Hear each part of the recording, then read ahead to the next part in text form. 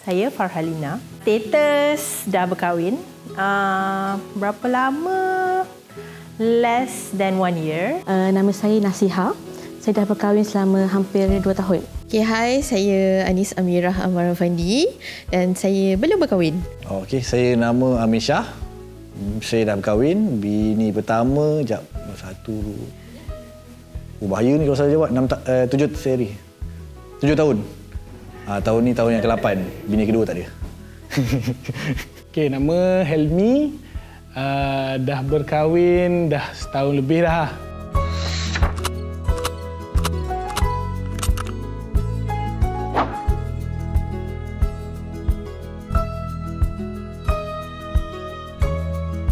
Secara kasarnya kalau kita cakap adalah kehidupan suami isteri yang berpisah.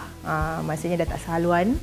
And then ataupun mungkin ada sebab-sebab tertentu yang kadang-kadang more to on positive or negative side that makes husband and wife ni memilih hidup ataupun kehidupan masing-masing. Terpisahnya hubungan antara lelaki perempuan yang pernah bergelar suami isteri. Apa yang saya tahu mengenai perceraian secara general, walaupun saya belum berkahwin, tapi perceraian ni adalah situasi bila berlakunya perpisahan antara suami isteri, antara pasangan secara legal lah, secara official. Suami isteri berpisah itu je lah yang secara common semua orang tahu. Sekarang ni banyak orang muda yang dah bercerai. Lepas tu itu je lah. Parents saya pun dah bercerai sebenarnya.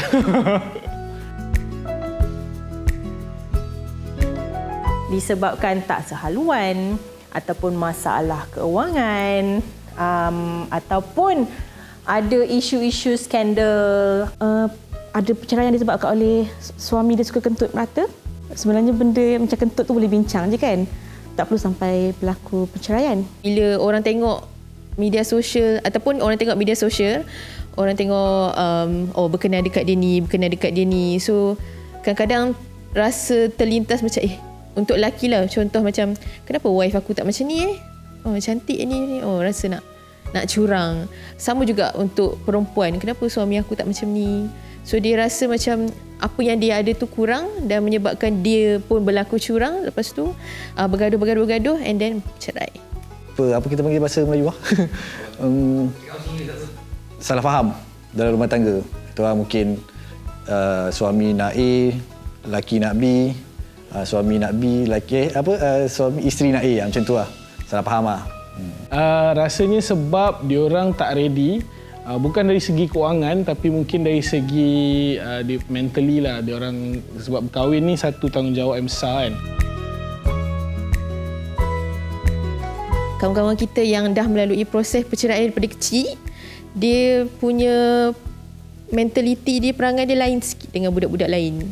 Bukan semualah, tapi ada yang okey, ada yang dia macam suka menyendiri macam tu. Okey, kalau yang buruk kesan ke anak, first salah satunya adalah kasih sayang kepada dua-dua mak bapak. Kalau diorang selalu berjumpa tak ada masalah.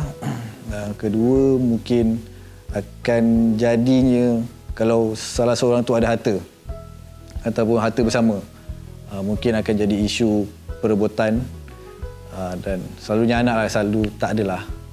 Anak lah. I jenis yang kasar.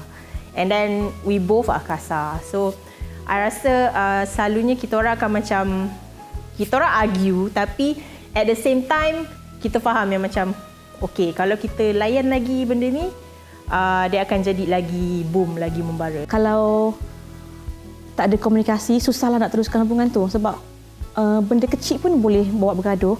So susah nak maintainkan kebahagiaan rumah tangga tu. Macam saya jenis straightforward. Kalau ada masalah bagi tahu dekat saya, kalau suka tak bagi tahu, kalau tak suka pun bagi tahu.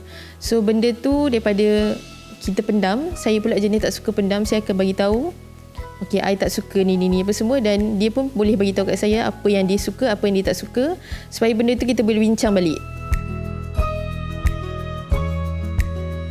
apa-apa yang berlaku lah. Maksudnya macam contoh, baru sebenarnya gaduh sikit je tapi dah nak kena post macam dah nak bercerai ke apa ke. Takut orang lain akan salah anggap atau salah faham dekat posting tu. Okey, bagi saya lagi banyak campur tangan, kita campur orang ni orang tu, lagi keruh keadaan tu. Bukan tak boleh nak tanya pendapat orang lain, tapi macam saya cakap tadi, media sosial ni luas. So bila kita share tu, kadang satu dunia pun boleh tahu. Banyak komen-komen, ada yang positif, ada yang negatif. So kadang-kadang kita time tu baru nak fikir positif, bila baca komen macam dia negatif. Macam mana? Sebab first thing kita akan rasa bengang bila ada family macam, yelah rumah tangga kita, tapi macam asal pula family masuk campur kan, macam bukan masalah kurang pun kan. Tapi kalau ikut betul-betul karakter aku yang sebenar, aku macam akan ignore je. Mungkin ada yang setengah akan minta pendapat family. Mungkin diorang tak kisah kalau family masuk campur apa semua. Ada yang kisah kalau family menantu ataupun family sendiri yang masuk campur. Dia boleh jadi keadaan rumit dan tak rumit. Depends, bagi saya dia depends pada family dengan suami isteri punya perbincangan lah. Mungkin tak salah kalau cerita sikit-sikit je untuk keluarga. Sebab kalau cerita banyak dekat keluarga tu kan, akan buatkan benda tu jadi lebih rumit. Saya Datin Seri Datuk Dr. Fazilah binti Muhammad Ali. Banyak berkecimpung dalam bidang motivasi dan psikologi. Apa sebab timbulnya perceraian? Sepatutnya kita berkasih sayang, tetapi mengapa kita berpisah? Ya, perceraian adalah satu perkataan yang amat ditakuti oleh setiap pasangan. Takut berlaku perkara yang negatif ini.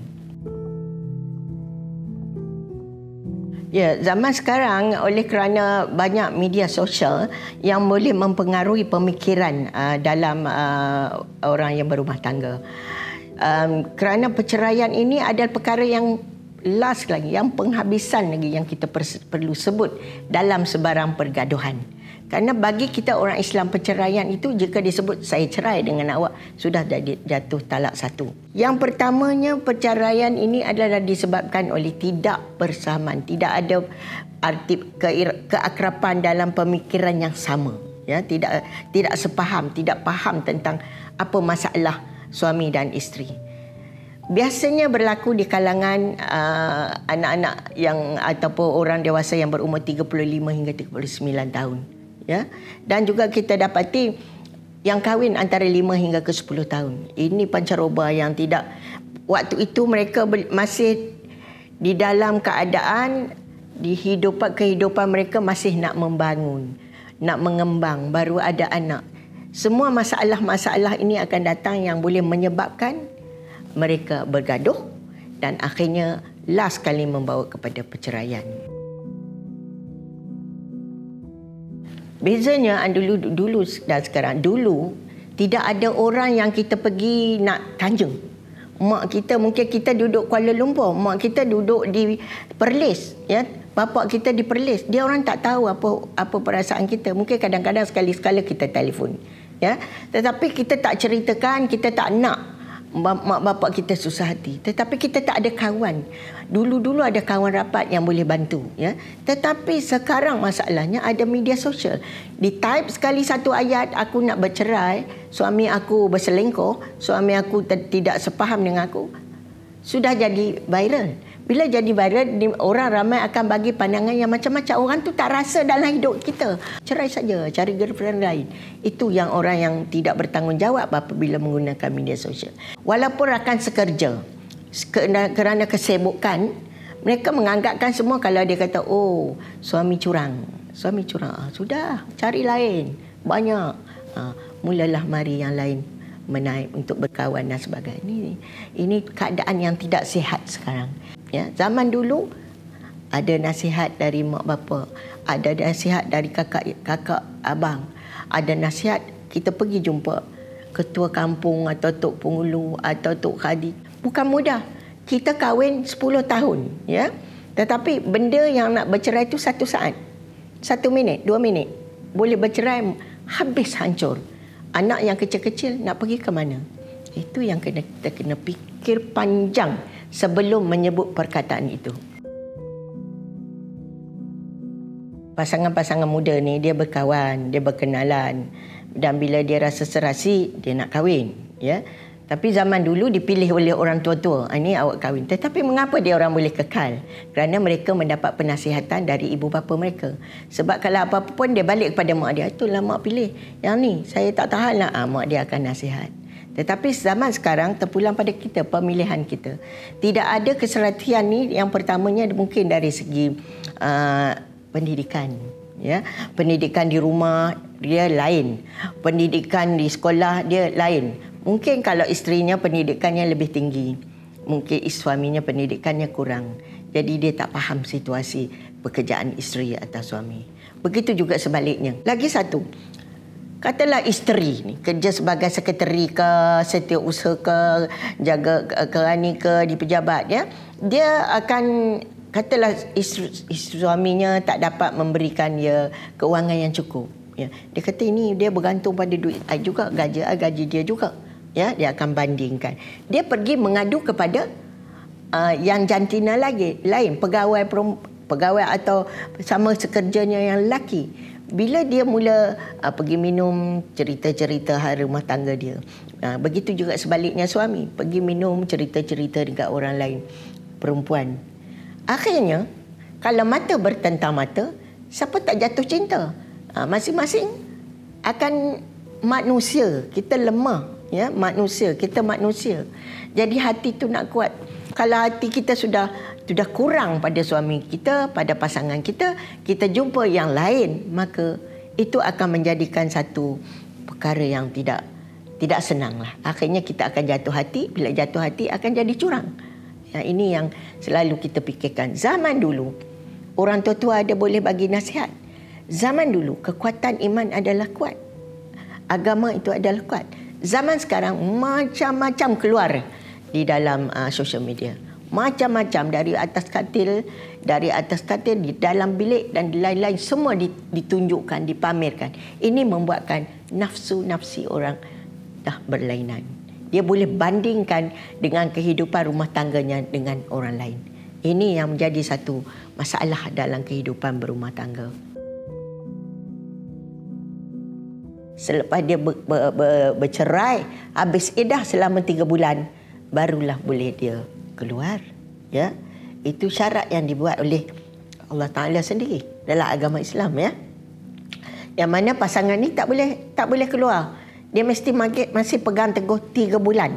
Mengapa dalam agama Islam kita katakan 3 bulan itu sebagai iddah lepas tak lepas? 3 bulan ini adalah diberi khas untuk kita untuk berfikir dengan lebih baik. Adakah dulu kita bina bersama rumah tangga 5 tahun ke 10 tahun dengan aman damai, ya? Tetapi mengapa kita jadi begini? Apakah influence atau peranan lain? Anak-anak adalah amat penting. Itu buah hati suami, buah hati isteri, ya.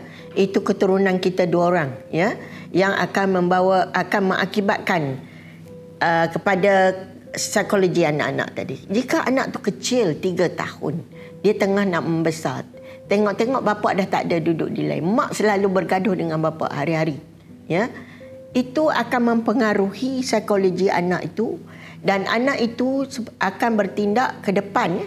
Mungkin dia umur dalam 10 tahun lagi, retaliate. Dia akan menjerit, dia akan jadi degil, dia tak nak pakai baju, dia tak nak mandi. Dia akan membuatkan sesuatu yang sebab dia sakit hati. Dalaman dia sakit. Mak dia mana, bapa dia mana. Mengapa mak dan bapa ni suka gaduh, ya? Padahal dia sayang dua-dua, ya. Mak bapa kena ingat, kalau nak bergaduh, jangan bergaduh depan anak-anak, ya. Cuba elakkan. Walaupun anak tu kita tahu 2 tahun, mana dia tahu. Perasaan dia tahu. Yang ini mengakibatkan bila dia pergi sekolah, dia malas pergi sekolah. Dia malas belajar, ya. Jadi bila kita mengambil keputusan untuk bercerai, kita kena kerjasama.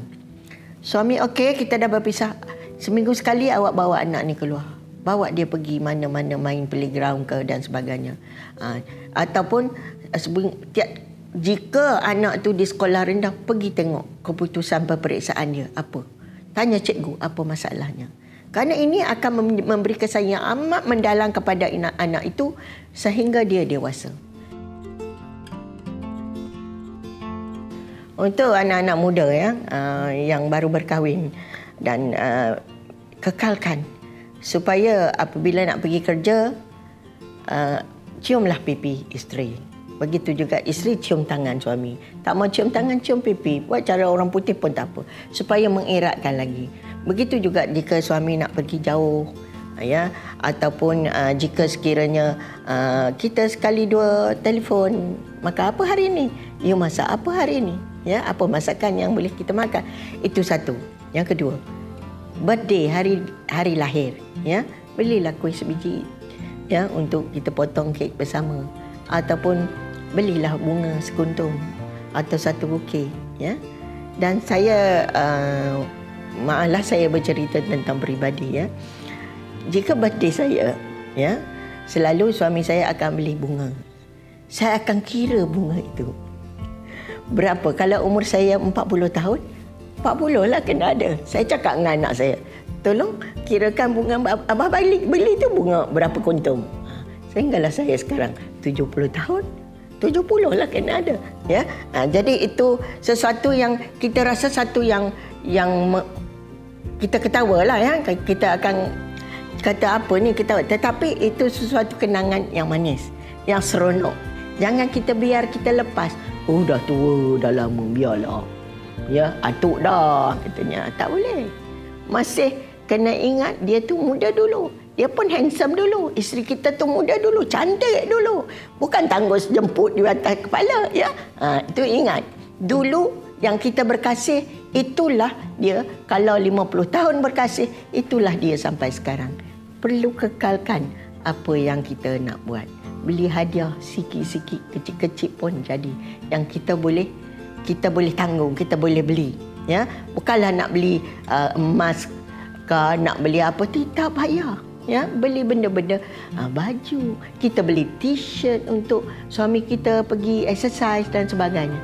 Ini sesuatu yang manis, yang kita ajar pada anak-anak kita. Anak-anak kita pun seronok meraihkan hari kelahiran, meraihkan hari perkahwinan. Lagi satu, kita masak. Masakan suami yang dia suka. Yang dia suka makan. Ajak pergi keluar makan.